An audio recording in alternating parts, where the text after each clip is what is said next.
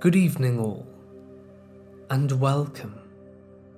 Have you ever felt like someone might be watching you? That itching feeling at the back of your neck that something isn't quite right. Perhaps there's something you're unaware of, blissfully. That guy in the bushes, that girl behind a tree, some man in a car with binoculars. You can never be too careful. I hope none of you are being stalked. But for now, it's time to get comfortable and let the darkness take control. I met my stalker when I was in middle school. My school consisted of 7th grade through 12th grade and had a normal program and an accelerated program, with the students in each program being pretty segregated. My friends and I belonged to the accelerated program, but there was one guy in the group from the normal program, Carson. All in all, we were typical teenagers, with Carson being the group's prankster. We only could hang out at school because we were all shipped in from various parts of the country for the accelerated program. So after school, we would all get on AOL to chat and play games. Online, we had even more friends, and we'd invite our own local friends to chat with us also. One day, Carlson invited in his friend Steve to join the chat. He was nice and contributed a lot to our conversations. We learned Steve actually attended our school, but he was in the normal program and had a different lunch period than the rest of us, so we had almost no chance of crossing paths. We insisted on meeting him, however, and scheduled for Steve to come to my locker before first period. The next morning, we waited, and Steve never came. My friend and I did have a short exchange with another kid, Marco, which consisted of us telling him to go away. Marco had been Carson's satellite since the beginning of the year. Wherever Carson went, Marco would stand 10 to 15 feet away, just watching us. We had tried being friends with him, but he was simply too strange for us. He would touch your face unexpectedly, or try and sneak up behind you and bite you, or tell you he wanted to see you inside out. His list of strange behaviors was a mile long. A few days after Steve failed to come and meet us, it came to light that Steve was really Marco, and that the whole thing was one of Carson's pranks. Considering Marco had been a pleasant addition to the chat as Steve, we gave him another chance to join the real group. Besides Carson, I was the only person that really gave Marco a chance. He still did the weird things he had always been doing, but it was now apparent that it was all an act to get attention for being the weird guy. Marco was being abused at home by his mum's boyfriend. He rarely saw his mum because she worked too much. Marco was the poster child for bad attention is still attention. Still, my friends wanted him out of the group, and I repeatedly found myself arguing his case to let him stay. Once, I caught an older student, a boy that lived on my street, beating Marco up. Being much larger than either of us, he was literally picking Marco up and slamming him into the lockers while he called him a freak. Knowing the bully and his mother, I did what was my signature move at the time and kicked him in the balls, while threatening to tattle to his parents about how he was treating my friends. I believe this was the catalyst for years of torment, as Marco became my satellite after that day. At school, Marco followed me any chance he got. At home, he'd message me non-stop, typically in private chat, as my other friends wanted nothing to do with him. I felt bad, because he was a sweet kid besides these attention-seeking stunts, and no one should have to go through a life with no friends. Eventually, Marco asked me out, to which I politely declined. He was my friend, but he was not the type of guy I would ever be interested in dating. He was persistent, begging me to give him a chance, over and over again, and I would tell him no. One day his approach changed. "You will go out with me, or I'll show your mum all our chat logs." There was nothing especially bad in the logs. I wasn't drinking or doing drugs or anything bad, but I was pretty depressed at the time, and sometimes talked about wanting to kill myself. If my parents saw that, I could effectively kiss my freedom and privacy goodbye. I bluffed him, telling him good luck with any attempts to convince my parents to believe him over me, which seemed to work. I wasn't very impressed with the stunt, and stopped talking to him. A few weeks went by, and Marco came crawling back, begging for forgiveness. I eventually caved, allowing him back into the group. At first, he was well behaved again, but slowly, he started pestering me to be his girlfriend.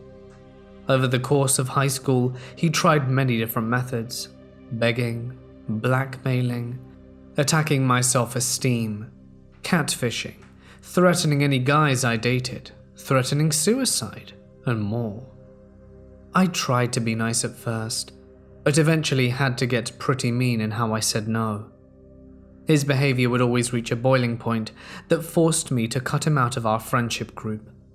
It was nearly impossible to actually get rid of him, however. Online, he would create dozens of new accounts to send messages from, overwhelming my attempts to block him.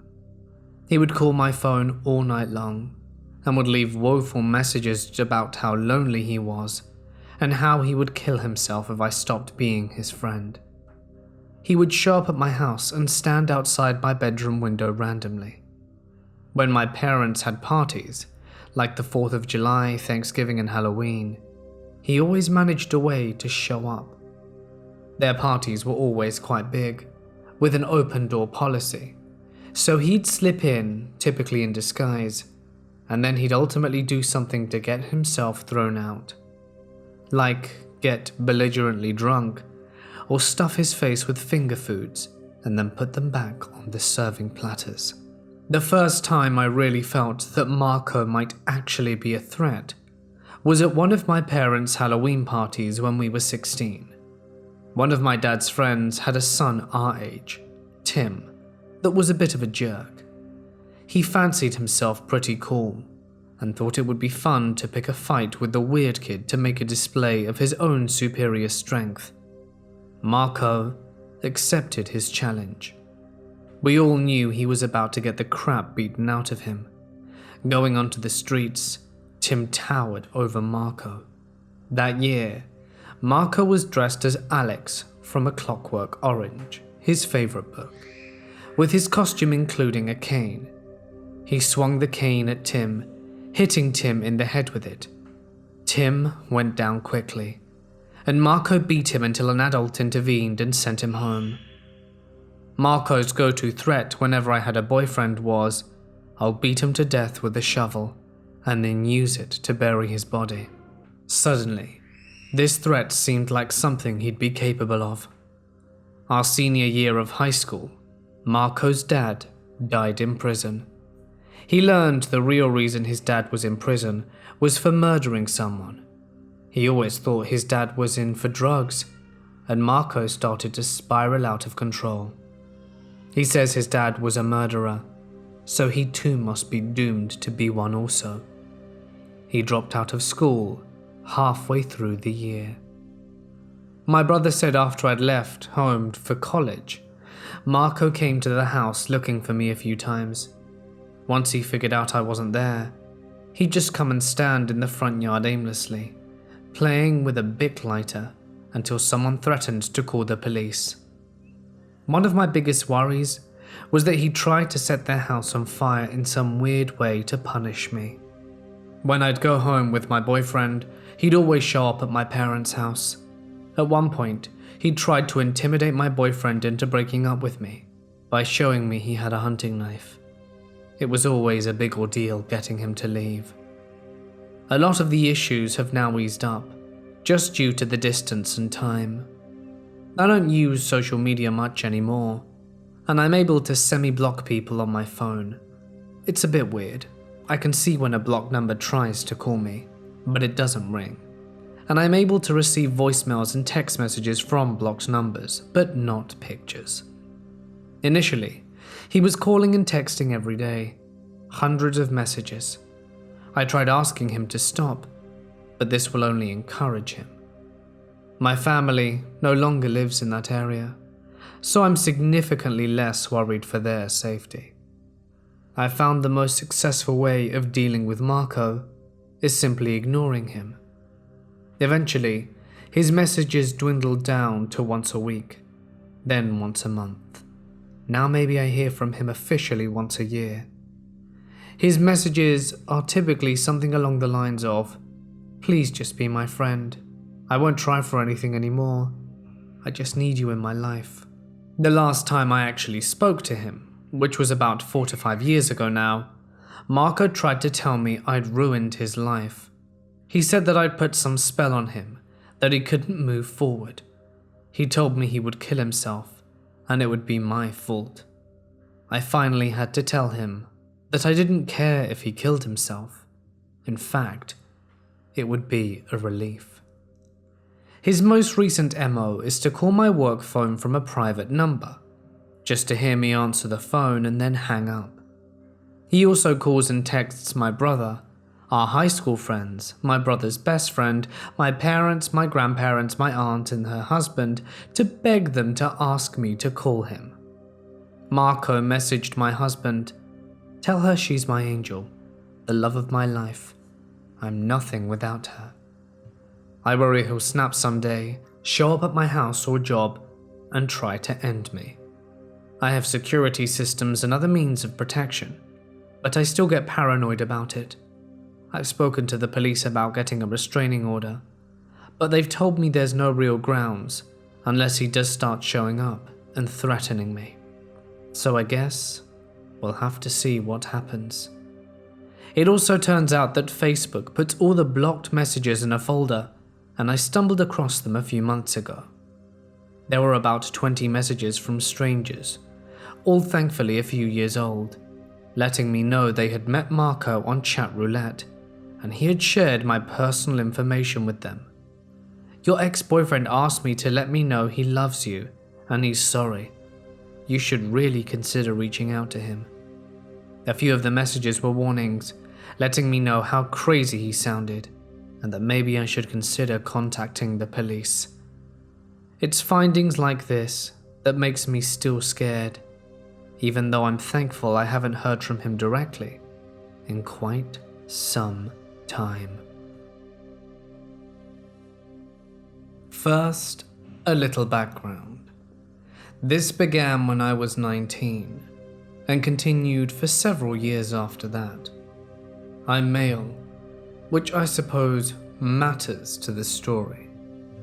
When I was in high school and my first year of college, I worked at a local grocery store part-time.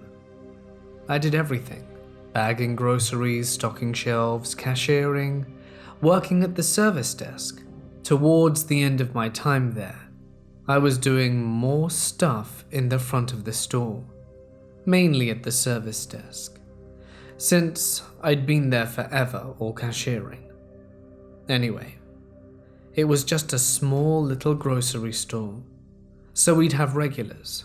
Many of the same customers would come in a lot, and we'd talk to them and get to know them. I was also very young and naive at the time, and thus overly trusting. That would prove to be a detriment. There was this one guy who would come in about once a week, sometimes twice, and I'd been his cashier a few times. Eventually, he started standing in my line, even if other lines were shorter, which wasn't so unusual. I hated working in retail, but I was damn good with customers and was well liked. The only odd thing was that generally, the people who would do this were older, 60s or 70s at least, and were usually ladies, whereas this guy had to be at most in his mid-40s. But whatever, I didn't think much of it. His name was Jeff. I didn't know his name for a long time, because he always paid with cash. But when I finally learned what it was in one of the worst ways you can think of. We'll get to that. At first though, Jeff seemed harmless. He would chat me up, and if I didn't have a line, we'd sometimes talk for a bit. He seemed interested in me and my life, but again, this wasn't so unusual apart from his age. But I just went with it. Jeff would ask me things about myself, like innocent questions, or so I thought. He'd ask me what college I went to, and I told him because I had no reason not to. At one point he brought up cars, and he asked which one was mine. The parking lot was clearly visible through the large window at the front of the store, and I stupidly pointed at my car and said, "It's that one." We lived in a small area, and a lot of the times by talking with customers, we'd realize we lived near each other or something, so I didn't think much of it when he asked me where I lived. I told him the name of the town, which was just adjacent to the city the store was in. And then, when he asked where in that town, I told him my street, and then described my house like a total idiot. I like to think I'm a smart guy in most situations, but that was not the case in this one. I didn't realize it at the time, but Jeff was systematically gathering information about me. But by the time I realized what was happening, it was too late. I had told him everything short of giving him my cell phone number or actual address. One day I was working in the service desk when Jeff came in, and he wanted me to ring up his groceries. However, I was busy selling lottery or a money order to a customer or something like that, and I told him I couldn't. He got this look on his face, like he didn't like the fact that I had told him no, but it was just for a second, and then he was smiley again. I didn't really talk to him much because, I was with a customer, and Jeff just stood there staring at me. I didn't really notice at first because whatever machine I was using was giving me hell. Eventually the customer was like, "That guy keeps staring at you." And that's when I looked over at him. He wasn't smiling, but looked kind of angry instead. But the moment that I looked at him, the smile returned to his face. Then Jeff said something about me wearing a skirt. Now this wasn't the kind of humor he had exhibited before, and it was totally out of nowhere, so it gave me pause. I just kind of looked at him, as he went on about how I'd look nice in a skirt or dress, just staring at him with a total WTF expression on my face. And the more he talked about it, the more unnerved I became. Another co-worker, Miranda, was in the service center with me, and she and the customer as well as another nearby cashier were giving him what I presume was the same identical "what the hell is happening" expressions. He wasn't stopping, so I realized I had to say something to make him stop, and I couldn't even pretend to be humored by it when I told him, "I don't know what you're talking about. You'll never see me in anything but this uniform." My tone was serious, and he knew that I wasn't amused. This smile was gone, and I saw something on his face that I had never seen before. It was anger, but it was also humiliation, and he did not like it one bit. He glared at me with a look that I felt in my bones, that rushed through me like a cold chill. My breath caught in my throat as we just stared at each other. I don't even know how to explain it, other than to say that this was the most menacing way anyone has ever looked at me. With that look, he was saying, "You'll be sorry. I'm sure of it." Maybe I wasn't at the time, but in hindsight, without another word, he turned and walked away. After that, whenever Jeff would come into the store, he never stood in my line, which was fine with me. However, he would always loudly talk about me from the other registers and glare at me. He would badmouth me, but not in such a way that's overt, where we could really do much about it. Sometimes he wouldn't even refer to me by name, but we all knew he was talking about me. Sometimes at night, I would be the only cashier at the front as we approached closing time. Another would be in the office counting the drawers for the day, while the manager and other workers were usually in the back or throughout the store, stocking shelves or cleaning. In the evenings, when I was more or less alone, I would notice the same car pull into the parking lot, but the driver never came in. The main defining feature of this car was the fact that one of the headlights was burnt out because of the previously mentioned large windows. Anyone in the parking lot could look into the store right at me. It took me a lot longer than I'm proud of to realize what was happening here, and the only way I realized who was in the car was by chance. My car was in the shop, and so my mum picked me up from work when I was done, and as I was waiting for her to get there outside of the front of the building, I was able to see the car away from the bright lights of the store. Sure enough, it was Jeff. My shock was palpable, and this was when I truly realized that something was very, very not right about all of this. I actually backed away in fear and kept imagining what I would do if he got out of the car. The door inside had locked behind me, and while there were people in the store, they weren't in the front. But luckily, that was when my mum got there.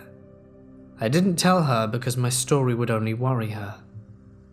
Everyone at the store knew about Jeff before long, and it got so bad when he would come inside, everyone would instantly tell me to go back, and they would page me overhead when he left. Everyone, even managers. We all knew, and we were all creeped out. A lot of the time he would come in, and he didn't see me. He would immediately leave again, or so I was told. I remember once we didn't notice him walking in, and by the time we realized he was almost at the doors, another cashier, Laura, saw him and looked scared. Now Laura wasn't easily rattled, but this guy had us all on edge, mostly because they were afraid of his weird fascination with me. She urged me frantically to hurry and get to the back. I hadn't noticed him yet, and was so confused. I just started to ask her why, but before I could finish, she said, "Just go." I clearly remember at this moment, these few seconds between the time she said that and the time I saw him walking through the doors when I realized what was happening. Jess saw me before I rushed to the back, and I was so unnerved that I locked the back door of the loading dock, worried he'd come looking for me back there. When he was gone, Laura called me back up, and she couldn't even say anything. She told me that he gave her a furious look and then stormed out of the store, and I remember being worried he would retaliate against her. Luckily, he never did.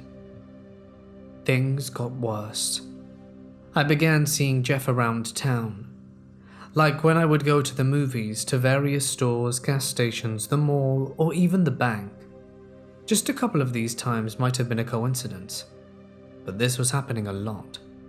Plus, it was Jeff, so I knew it was much more than that. But I had no proof that he was stalking me at this point, and didn't tell my parents. At the time, while I was in college, I lived at home and commuted to school, and I would often be there until dark. as by this point it was winter and got dark early. There were times when I would pull out of the school parking lot, and very shortly after that, I'd see a car behind me with just one headlight. Once or twice. Again, it could be a weird coincidence, but this was happening probably once a week. I still didn't tell my parents though, even though I was pretty sure it was him. Then one night, while I was walking out of school into the, naturally, dark and deserted parking lot, I saw a car parked in an empty part of it with the lights off. I didn't think anything until the lights came on, and there was only one headlight. I knew it was him, and I sprinted to my car, threw my stuff in, and got the hell out of there. After that, I started walking out with either security guards or friends when I could, and a couple of times I thought I saw his car, but he never put his lights on unless I was alone. He would never approach me or drive towards me during those times. It was like he was taunting me. It was like he wanted me to know that he was there, and that he knew how to find me. This continued even after I quit working at the store. I became a tutor at a school instead, but his stalking didn't cease. Once I was at a friend's house after dark, and then I drove home. But I was almost there when I realized I had forgotten something. Instead of pulling around in the driveway, I was going to loop around the street because it was easier. So I drove past my house. This particular night, I was home alone. Both my siblings lived elsewhere, and my parents were out, so the house was dark. There shouldn't have been anyone in the driveway, because I had just spoken to my parents, and they were nowhere near home. But when I drove by, I saw the dark shape of a car and taillights. Sometimes people turned around in our driveway because it was big, so I thought maybe it was just that. Or maybe someone had car trouble. But then the car pulled out the driveway after me. I looked in my rearview mirror and saw it. The car only had one headlight. This guy was at my house, and he had been waiting for me. He followed me for a while, and I couldn't go home, and I also didn't want to lead him to any of my friends. So I drove back to the store I used to work at, rushed inside and looked out the windows to see if he'd followed me. Miranda was working that night and asked me what was going on, and I couldn't even speak. All I could do was look at her, and she knew. Her eyes got wide, and she couldn't speak either. After that, Jeff began following me more. He'd be at my school more often, and it was like he knew my schedule. He knew where I'd be, and when I'd be there. I saw him so often, and I shudder thinking about the times I didn't see him, but when he had to be there somewhere. And it wasn't just my schedule he learned. He knew my parents too to an extent. At least when I would be home alone. A few times I hear a car pull into the driveway at night, and I knew it was him before I even looked. But he never got out of his car, and would only stay for about 10 minutes or so. Mainly this would be on Wednesday or Sunday nights, when my parents would be at church, and I began avoiding the house at these times, either staying at school to study, or hanging out with friends, or going to the movies or something like that. At the time, I would occasionally babysit for someone at my parents' church, but during this time, I eventually stopped, afraid that he would follow me there. I decided I needed to look into this guy. Now at the time, I didn't even know this guy's name, but something told me to look on the sex offenders database. So one day, while at my friend Jill's house, I did just that. We looked at various pictures of nearby sex offenders and discovered a shocking amount in the vicinity. And eventually, one of the small thumbnail pictures caught my eye.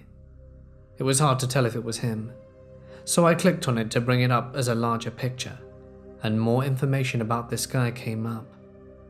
Jill's internet was crap, so the page loaded slowly. His name came up first. It was Jeff.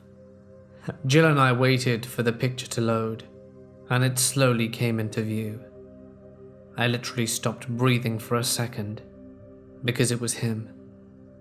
That's how I learnt his name, and that's how I learnt that this man that was stalking me was a sexual predator. I didn't know what to do with this information. Thus far, he hadn't done anything illegal per se, but I knew I needed to tell my parents, so I told them everything, and they were shocked to say the least. They had no idea. Jeff was good at hiding his activities, which makes me think he wasn't just not very stealthy with me, that I didn't catch him so often because he sucked at being subtle. No, Jeff wanted me to know that I was being watched, that I was the object of his obsession, so I told them everything. My dad was angry. Like I swear if he knew where Jeff was, he would have gone to threatening him to leave me alone or something like that. My mum was just scared, really scared. She even cried for a little and talked about calling the police. But again, Jeff hadn't actually broken the law, other than maybe trespassing on our property. But I couldn't prove that it was him. All we could do was to be vigilant. I thought it would be better when they knew, but I felt worse. However, they needed to know. Everyone in my life needed to know. So they did. We started taking precautions. By this point I was in my 20s, but I felt like a child. I didn't have a curfew per se, but my parents were hesitant to leave me alone even during the day. My dad is normally not easily rattled, which is why it was so unnerving to see him shaken up by this. We started keeping the cats inside, and when the dogs were out, we wouldn't let them out of sight. More than a few times, I remember sitting out on the back steps after letting them out to keep an eye on them, and just feeling like I was being watched. By this point, I never felt comfortable, never felt safe, so it might have just been paranoia, but I don't know. My mum also got me pepper spray, and I would carry it with me at all times when I was out of the house, and at night, I would take a knife to bed. Jeff didn't stop. I remember one time I was at a friend's apartment, and while she was in the bathroom, her front door started rattling, like someone was trying to open it. Luckily, it was locked, and before she even got out of the bathroom, it had stopped. I didn't tell her at first because she wouldn't be spending the night there, so she wouldn't be alone. After that, I stopped going to friends' houses. I stopped going anywhere if I could help it, especially alone.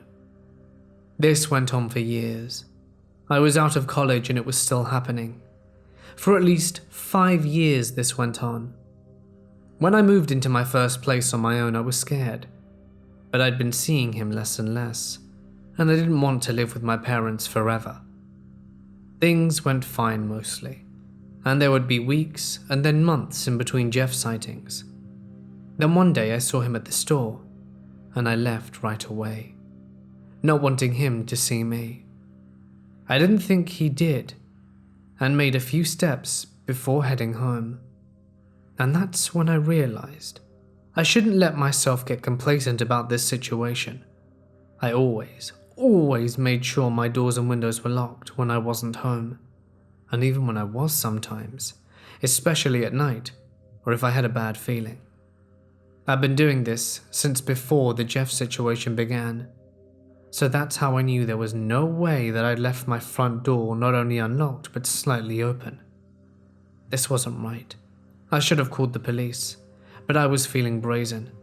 I think I was so tired of feeling like I wasn't in control, that I was trying to take the situation back into my own hands. So I readied my pepper spray and headed inside.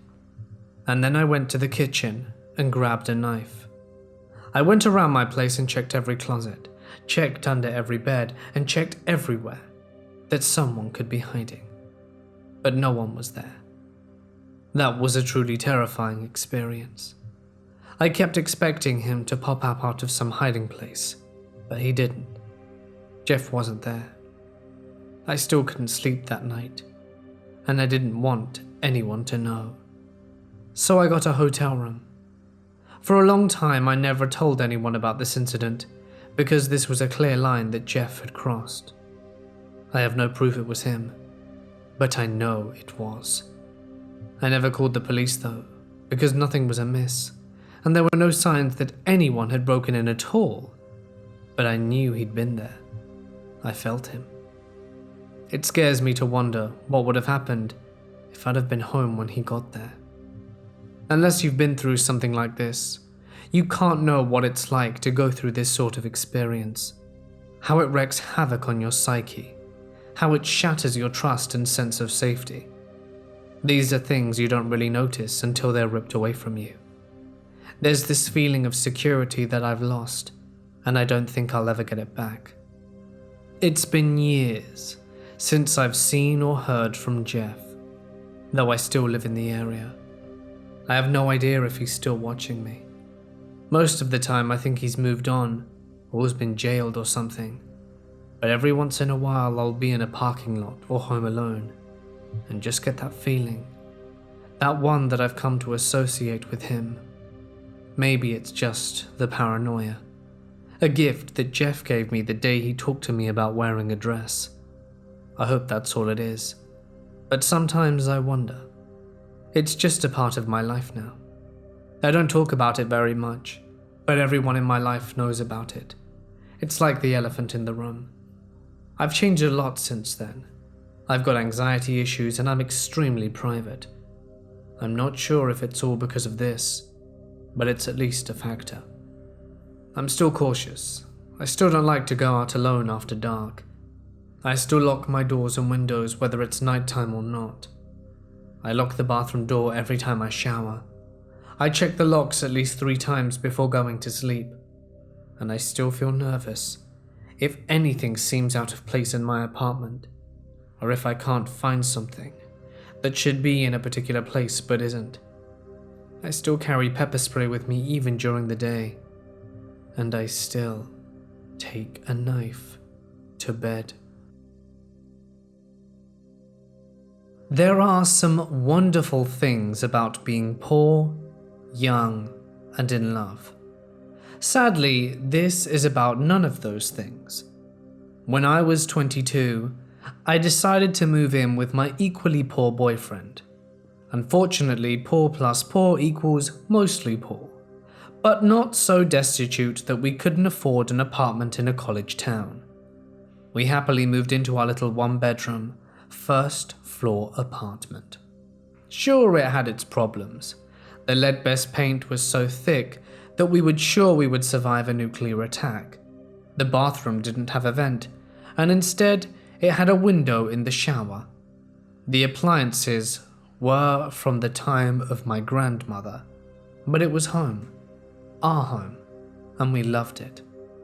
My boyfriend worked the graveyard shift, and I worked days, so we spent a lot of time apart. That meant that when we were together, we enjoyed the simple things in life. Over time, when I was waking up and taking my morning shower, my boyfriend, who was just getting home, realized that he could come up to our open shower window and sneak a peek.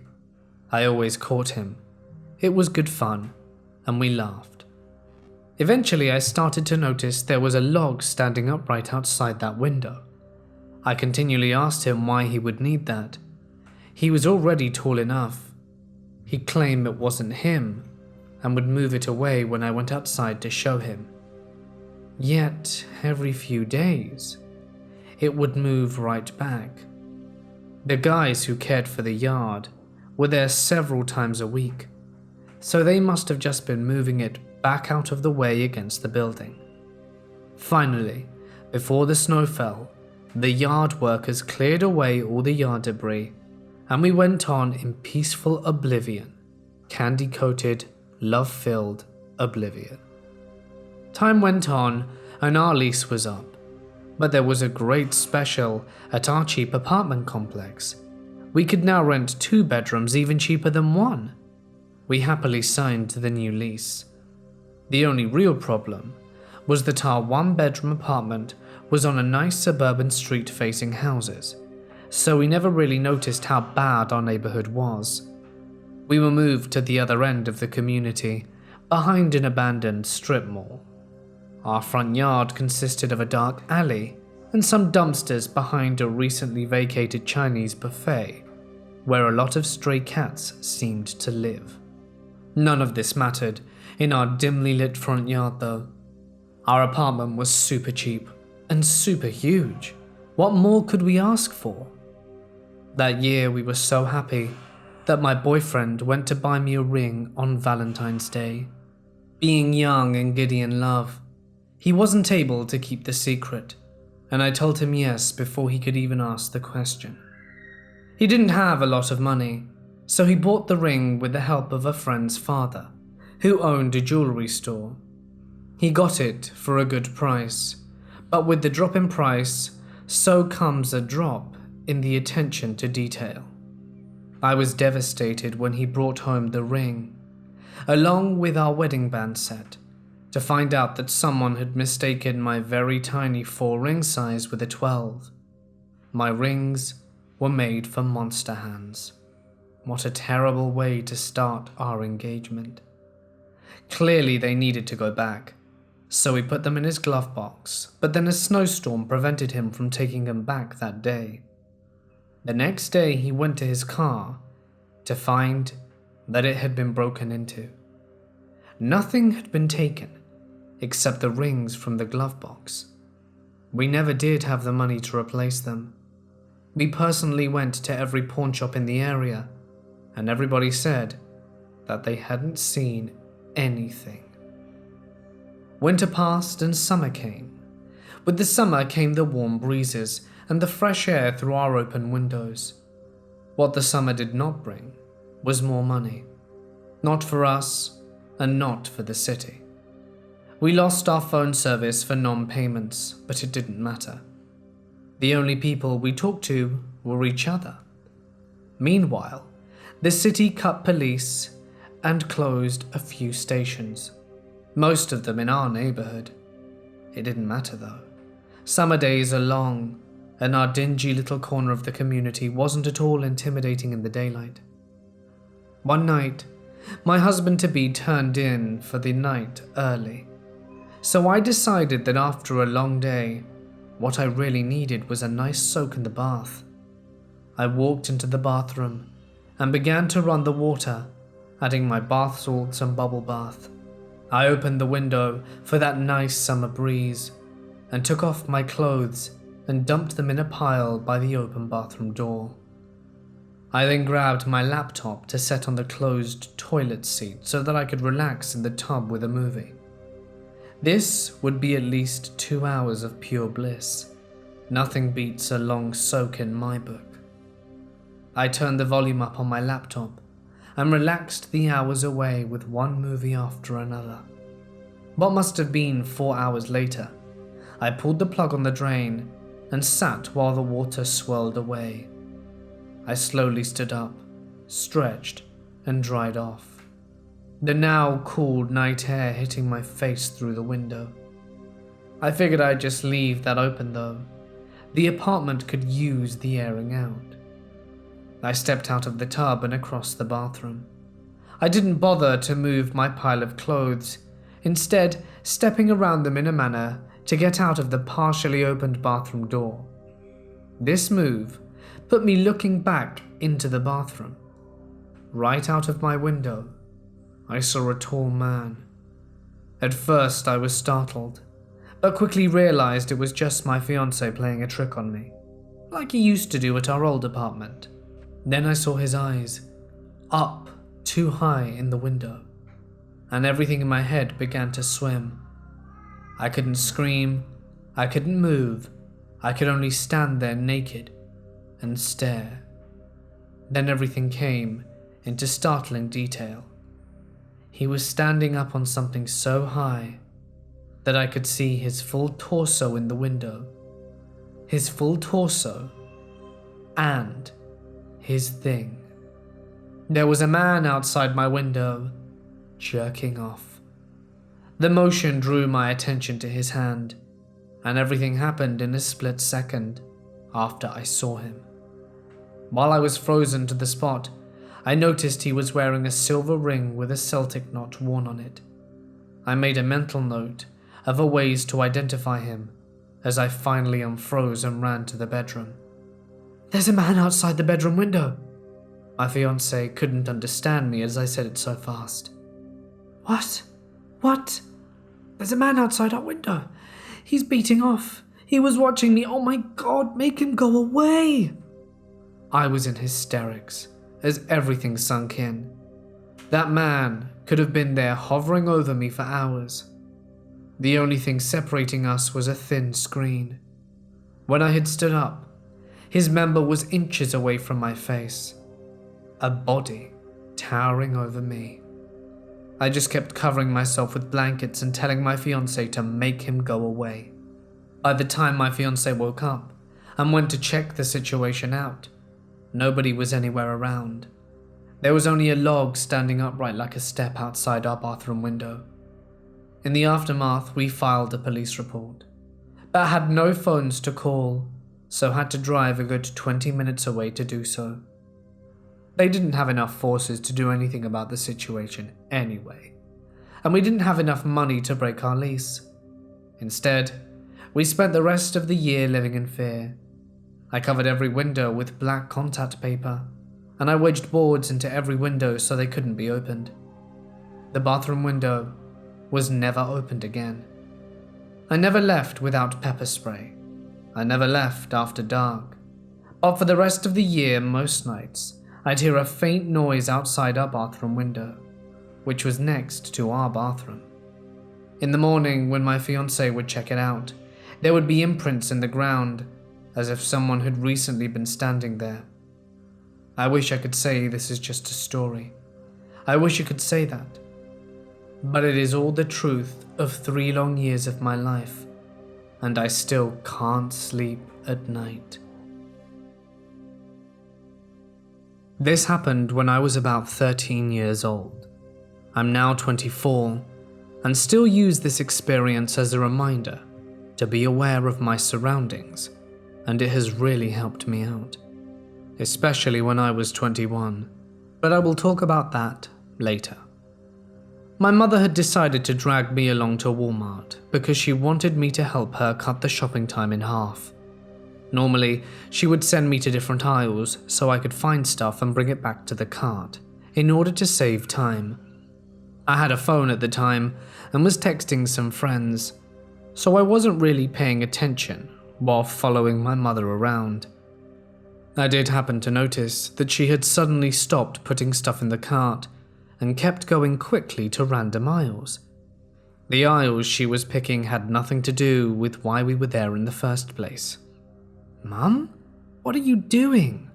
"Shh." She keeps scurrying along to different aisles. She will stop for a minute, look around wildly, and then go into another random aisle. I kept asking her what was going on, and she kept hushing me, and then finally told me that we were being followed. I looked around and didn't see anyone. "Mum? What are you talking about? You're paranoid." She hustles to the next aisle a moment after. She then goes between the aisles and stops short, me nearly bumping into her. I got annoyed at this point and was about to complain again, and then she tells me in a lone and serious tone, "This guy's been following us since we got in from the parking lot." I thought he was weird, because he came down the first 2 aisles with us. I went to a different aisle, and he had no business to be in the baby aisle, like little boy's aisle. Then I went into the women's lingerie aisle, and he had been following us, staring. I didn't really know what to say, but then she butts in and quickly says, "I stopped here for a reason. He'll be looking out for us. Look down that aisle, peek your head around the corner. He's going to come looking for us, and when you make eye contact with him, watch his reaction." I was a little creeped out, but looked down the empty aisle, and sure enough, this man in a brown jacket, dirty jeans, and a big 70s looking moustache comes peeking down the aisle all hurried, like he'd been fast walking. He and I make eye contact, and his eyes widen. I know my mother was behind me looking at him too. He saw both of us looking, and I guess his shocked expression was him realizing he was busted, because he hauled ass and ran the other way. We left right after that, and went home. My mother always told me to pay attention to your surroundings, and her lessons are very likely what saved my life years later. This is the second story. So I stopped Lyft driving because of this kind of incident. It was nothing to do with Lyft, but because driving at night makes situations more likely to happen. But onto the story. I was Lyft driving about 3 years ago.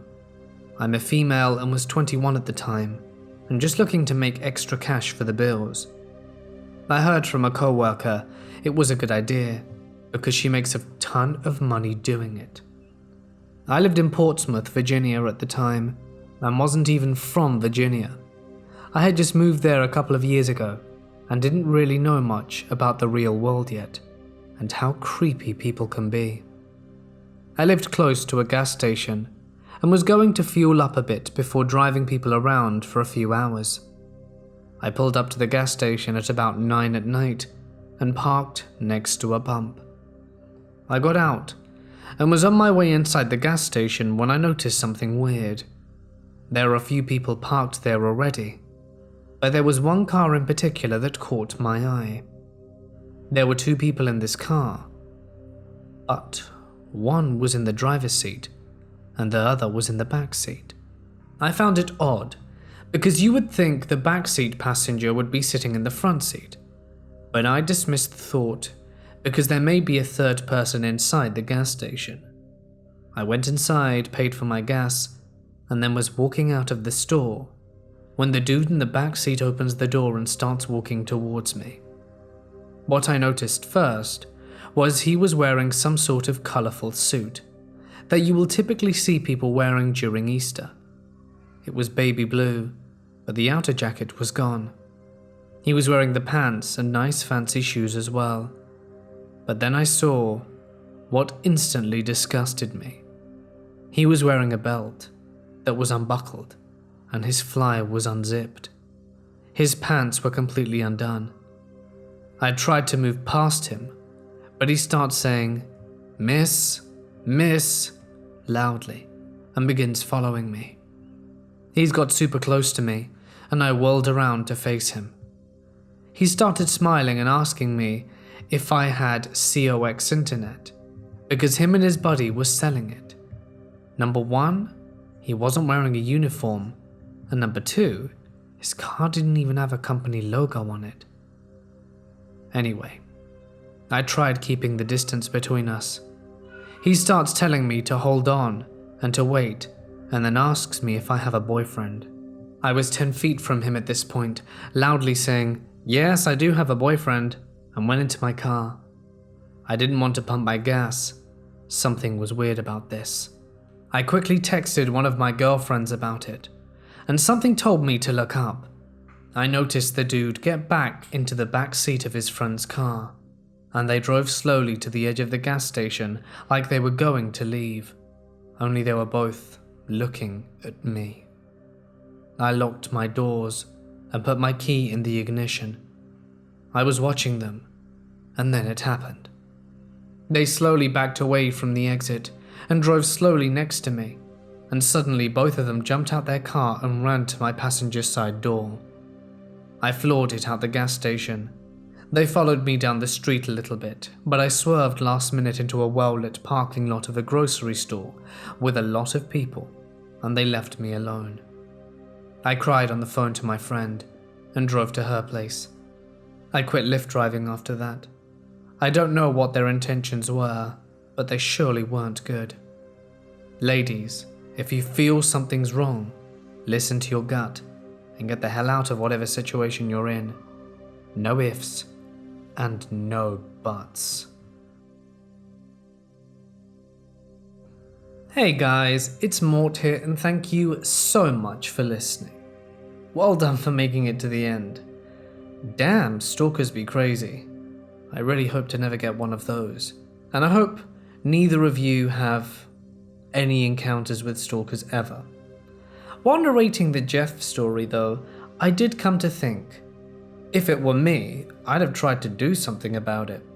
Like, just from the story alone, I personally, just based on where the guy was living, I would have tried to get my friends in the car, because he knew the days that Jeff would come, in cars on his road.